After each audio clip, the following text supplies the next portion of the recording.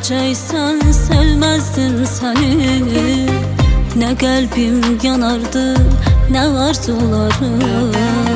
Kölgəmdən yapışıb yaşayır qəlbim. O gündən bugünə qalmışam yarım. Bilsəm gedəcəksən, susardım orada. Qəlbimi gizlədib bağlardım yolda.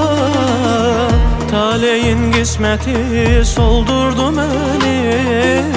Sən getdin, mən qaldım tənha bir sonda. Gedərkən apardın bütün rəngləri.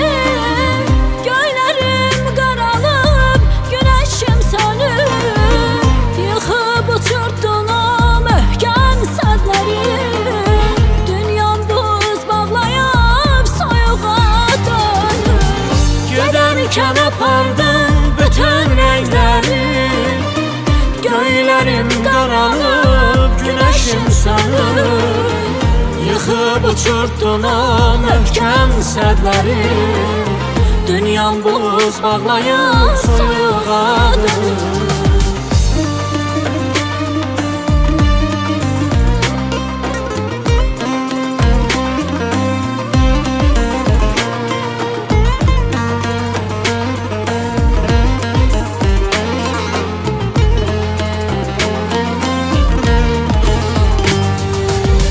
Bilsəm mənə canım, bilməzdim səni. Nə bu dərd olardı, nə belə kədər. İndi bir yad kimi görürsən məni. Məni məndən alıb getdin nə qədər. Bilsəm mənə canım, bilməzdin səni. Nə bu dərd olardı, nə belə kədər. İndi bir yad kimi görürsən məni.